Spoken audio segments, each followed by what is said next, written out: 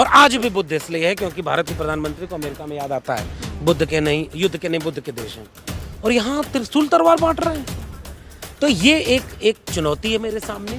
अयोध्या की भी खुदाई हो रही थी तो बहुत सारे अवशेष मिले थे बुद्धिस्ट, बहस नहीं हुई क्योंकि बुद्धिस्ट विचार के लोग ताकत में नहीं थे, और ताकतवर का ही विमर्श होता है।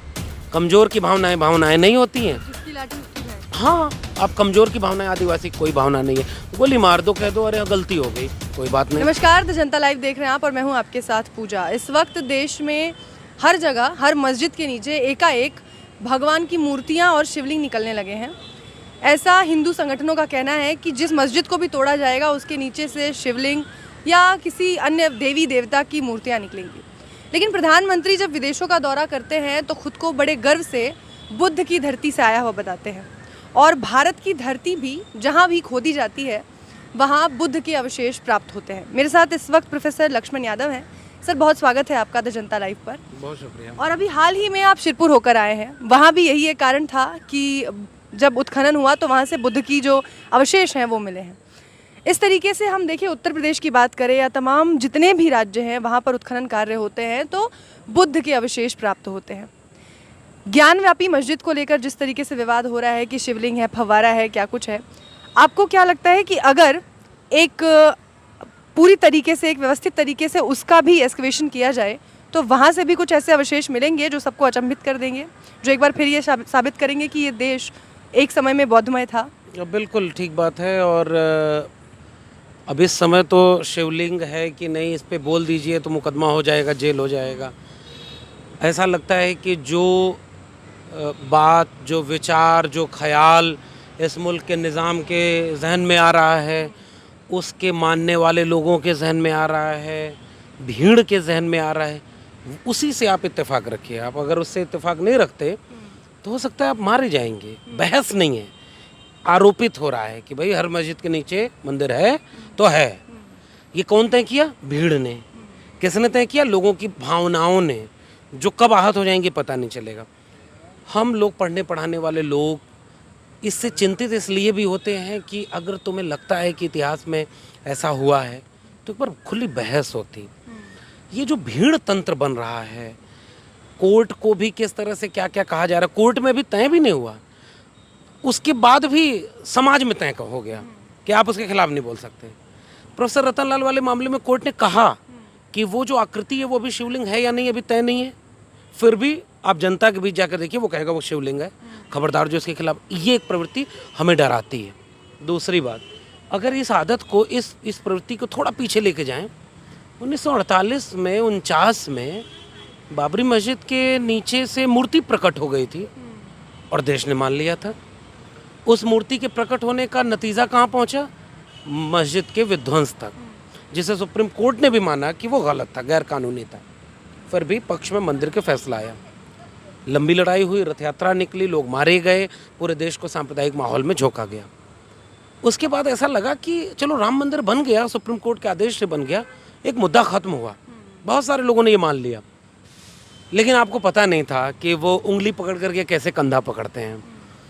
और ये बात छिपी हुई नहीं है। उनके आरएसएस और उनके तमाम आनुषंगिक जो ऑक्टोबस संगठन है, वो अपने दस्तावेजों में लिखते रहे कि 3000 मस्जिदें ऐसी हैं जिसके नीचे मंदिर है। तो उस काम पर वो लग गए, राम मंदिर का काम खत्म हुआ और दूसरी तरफ वो लग गए। और ऐसे हर एक चीज़ को लेके जाएंगे जिसको हमने अपने समाज को, अपने नागरिकों को तार्किक नहीं बनाया ना, कि वो विकल्प को सोचे कि नहीं नहीं ऐसा नहीं होगा जो ये कह रहे हैं। हमने तो उन्हें बनाई नहीं, शिक्षा बर्बाद कर दी, बहसें खुले मन से की नहीं। सत्ता में जो है, जिसके पास पैसा है, जिसके पास सब कुछ है, उसका विचार हावी है, इसलिए अब देखिए इस पर बहस भी नहीं हो पा रही। अब आते हैं सिरपुर वाले मामले पर। अयोध्या की भी खुदाई हो रही थी तो बहुत सारे अवशेष मिले थे बुद्धिस्ट, बहस नहीं हुई क्योंकि बुद्धिस्ट विचार के लोग ताकत में नहीं थे, और ताकतवर का ही विमर्श होता है। कमजोर की भावनाएं नहीं होती हैं। जिसकी लाठी उसकी भैंस। हाँ, आप कमजोर की भावनाएं, आदिवासी कोई भावना नहीं है, गोली मार दो, कह दो अरे गलती हो गई, कोई बात नहीं भाई। आप उनकी ज़मीन हड़प लो, बेच दो, हंस दो, और सिरगेल के जंगलों को, कोई बात नहीं, अरे ठीक है आदिवासी हैं, क्या ही कर लेंगे। दलित है, मूंछ रखने में मार दो, कोई बात नहीं, कुछ नहीं होगा। लिंचिंग कर दो मुसलमानों की, कोई बात नहीं, माला वाला पहना देंगे, बाहर निकलोगे। भावनाएं किसकी आहत हो रही हैं? जो ताकतवर है। जो खुद को 80% हिंदू कह रहा, जिसकी सरकारें हैं, जुडिशरी में बैठे हुए लोग उनके पक्ष के या उनकी पहचान से जुड़े हुए लोग हैं। बुद्धिस्ट की क्या भावनाएं हुई? सिरपुर में एक दिलचस्प सी बात हुई, मैं बताऊं उसको। तथागत बुद्ध या बोधिसत्व की एक मूर्ति, और बिल्कुल वो मूर्ति थोड़ी थोड़ी खंडित अवस्था में, उसके मुंह को तोड़ा गया और वहाँ एक सूंड वाला मुंह लगा दिया गया। मेरे पास तस्वीरें हैं, कोई भी सिरपुर जाए वहाँ वो मिल जाएगी। ये क्या हुआ भाई? ये जो सिर तोड़ करके गणेश बनाया, ये तो इस देश में बहुत पहले से हो रहा है। सिरपुर में रामगुप्त और लक्ष्मण गुप्त की मूर्तियां मिले। लक्ष्मण गुप्त की मूर्ति चोरी हुई, बाद में आई, शेषनाथ लक्ष्मण बना करके आज उसको राम और लक्ष्मण जो दशरथ के पुत्र थे उनका चिन्ह, उनका स्थान बना दिया गया। आप सिरपुर जाएंगे, आप बुद्ध नहीं नजर आएंगे, क्योंकि ऊपर सतह के ऊपर मंदिर की श्रृंखला खड़ी हो गई और सतह के नीचे बुद्ध विहार हैं। और ऐसा बुद्ध विहार जिसे एक ज़माने में 10,000 विद्यार्थी पढ़ते थे, डिग्री लेते थे। विश्व का सबसे प्राचीनतम विरासत कहा जा रहा है उसको, उस पर कोई बहस नहीं हो रही।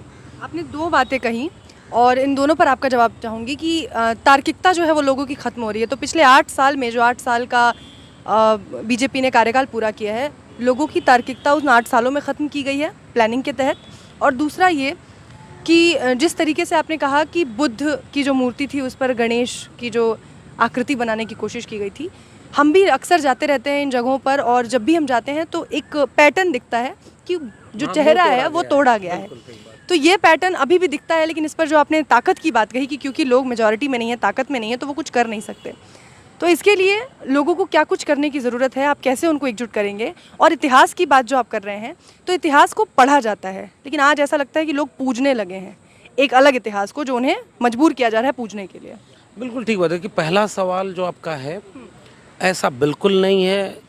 मैं किसी सिनेमा में काम करने वाले अभिनेता अभिनेत्री की तरह नहीं बोलूँगा कि भारत 2014 में आज़ाद हुआ, उसके पहले गुलाम था। ये बेकार की बात है। भारत 1950 के भी बहुत पहले से था, बहुत पहले से, और बड़ी समृद्ध विरासत, बड़ा खूबसूरत मुल्क। इस मुल्क ने बुद्ध को पैदा किया, कबीर रैदास को पैदा किया, नानक पलटू दादू भीखा, सब इसी मिट्टी से निकले। ज्योतिबा फूले, भगत सिंह, डॉक्टर अंबेडकर, लोहिया, जाने कितने लोग हैं जिन्होंने भारत को भारत बनाया। बहुत लंबा, बहुत खूबसूरत इतिहास है। कुछ लोग जाहिल भी हुए, लेकिन उनको बहुत तवज्जो नहीं मिली थी। 2050 के बाद होना ये था कि इस मुल्क को और बेहतर बनना था, क्योंकि आप फिर डेमोक्रेटिक सिस्टम को अडॉप्ट किए थे और तर्क विवेक वैज्ञानिकता पर आधारित, समानता व न्याय पर आधारित एक भारत के संविधान को आपने स्वीकार और अंगीकृत किया था। तो ऐसा बिल्कुल नहीं है कि 2050 से ये काम शुरू हो गया संविधान को लागू करने का। हुआ, बहुत हद तक उसने अच्छा किया इस मुल्क का, बहुत विकास किया। आज नेहरू का दिन है। नेहरू से लाख हम असहमत हो सकते हैं, लेकिन नेहरू से इस बात तो सहमत हो सकते हैं कि उसने विश्वविद्यालय बनाए, IITs बनाए, बांध बनाए, फैक्ट्रियाँ बनाई। उसने कहा कि नेहरू जैसा एक नेता जिसने कहा कि ये आधुनिक मंदिर हैं, थी हिम्मत उसमें। हालांकि कुछ कुछ चीज़ों पे हम असहमत भी होते हैं जब हम लोहिया और नेहरू को पढ़ते हैं, जब हम अंबेडकर और नेहरू को पढ़ते हैं। जैसे हिंदू कोड बिल पर थोड़ा नेहरू और ताकत दिखाए होते, बाबा साहब की बात माने होते, लोहिया की बात माने होते, थोड़ा सोमनाथ वाले प्रकरण पे और थोड़ा, क्योंकि उनसे उम्मीद थी, क्योंकि नेहरू श्यामा प्रसाद मुखर्जी नहीं थे। आज उनका दिन है, तो संविधान ने नेहरू जैसे लोगों को दिया जिनको हम कम से कम रिकग्नाइज करते हैं। हम गांधी को भी मानते हैं। गांधी सांप्रदायिक आदमी नहीं था। हाँ, एक आध जगह पे असहमत होते हैं, लेकिन जो जितना होना चाहिए था इस 50 साल में, 75 साल में इस देश को तार्किक विवेकशील, वो नहीं हो पाया। उसके दोषी कई लोग हैं। उसके दोषी वो लोग भी हैं जो जिनके ऊपर जिम्मेदारी थे विश्वविद्यालयों की चलाने की, तमाम एकेडमिक इंस्टीट्यूशन को चलाने की, उन्होंने वो न्याय नहीं किया। एक बात। 14 के बाद हुआ क्या? वो जो बहुत सारी गड्ढे हमने भरे 1950 के बाद, जितने गड्ढे रह गए थे उन्हीं पर उन्होंने बुलडोजर खड़ा कर दिया 2014 के बाद, जिनको सरकार में आना। और उन्होंने उस बुलडोजर से इस देश की तार्किक विवेकशील मेधा को, साझापन को, एक सुकून, एक शांति, एक समता व न्याय के जो मूल्य थे उनको उस बुलडोजर के नीचे जमींदोज करना शुरू कर दिया। ये अंतर है। पहले भी काम हुआ, लेकिन अब वो बेहद निर्लजता से, अनैतिकता से खुलेआम हो रहा है। दूसरी बात, जो मूर्तियों का सवाल है, बिल्कुल मूर्तियां मुंह तोड़ा गया। और मैं तो कह रहा हूँ, पुष्यमित्र शुंग कौन था? लाइब्रेरी किसने चलाई? ज्ञान से आतंकित होने वाले लोगों की विरासत किसकी है? जिस पेड़ के नीचे ज्ञान प्राप्त हुआ उस पेड़ का क्या दोष है? उसने काटा गया ना उसे भी। लाइब्रेरी जलाई, स्कूल तोड़े, किताबें जलाईं, क्योंकि वो विचार को मारना चाहते थे। बुद्ध एक विचार का नाम है, मेरे लिए बुद्ध एक धर्म नहीं है, मेरे लिए बुद्ध एक दर्शन है, मेरे लिए बुद्ध एक विचार है। और आज भी बुद्ध इसलिए है क्योंकि भारत के प्रधानमंत्री को अमेरिका में याद आता है बुद्ध के नहीं, युद्ध के नहीं, बुद्ध के देश हैं, और यहाँ त्रिशूल तलवार बांट रहे हैं। तो ये एक चुनौती है मेरे सामने। और आखिरी बात ये कि इन सब से बचने का रास्ता क्या है? बचने का रास्ता हमारे जैसे लोगों के सामने केवल ये है, इनकी आंखों में आंखें डालकर इनका विरोध करना, लाग लपेट से नहीं। तुम गलत हो तो गलत हो, तुम इस देश के साझापन, साझा संस्कृति, ज्ञान की परंपरा के खिलाफ हो तो हो। दूसरी बात, हमें अपने तर्क विवेक के आधार पर लोगों के भीतर एक नागरिक बोध पैदा करना होगा। इसके लिए एक जन आंदोलन की ज़रूरत है। ये तुरंत नहीं होगा क्योंकि जहर धीरे धीरे फैलता है और जहर को काटने की दवा तो और धीरे धीरे काम करती है। तो हमें इलाज करना है, हमें बीमार नहीं करना। बीमार करने वालों ने 8 साल में देखिए कितना बीमार कर दिया, 90 साल में कितना बीमार कर दिया। हमारे पास तो हज़ारों साल की विरासत थी।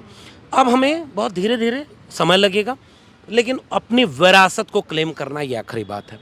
हमें क्लेम करना है कि बुद्ध का मतलब क्या, जो संत मूवमेंट था उसका मतलब क्या, फूले, अंबेडकर, पेरियार, ललई सिंह यादव, लोहिया, कांशीराम, मंडल, रामस्वरूप वर्मा, जगदेव बाबू, एक लंबी विरासत बुद्ध से लेकर हजारों साल के अब तक है। इतिहास वो बिगाड़ रहे हैं, वो बिगाड़ेंगे, वो गलत किताब पढ़ाएंगे। महाराणा प्रताप जीते थे, हिंदू मुस्लिम का लड़ाई थी महाराणा प्रताप की, शिवाजी की, और शिवाजी के इतिहास में हम जब जाएंगे तो हम पूछेंगे कि तिलक क्यों नहीं कराया, गैर ब्राह्मण होने के नाते शिवाजी ने क्यों बाकी गैर ब्राह्मणों को अपने यहाँ जगह दी। शिवाजी का भगवा, बुद्ध का चीवर का रंग, और ये आतंकवादियों, आतताइयों का भगवा, ये तीनों एक नहीं है। इतिहास को क्लेम करना होगा, पढ़ने पढ़ाने की संस्कृति बचानी होगी, तभी आने वाली पीढ़ियों को हम बचा पाएंगे। बहुत शुक्रिया। बहुत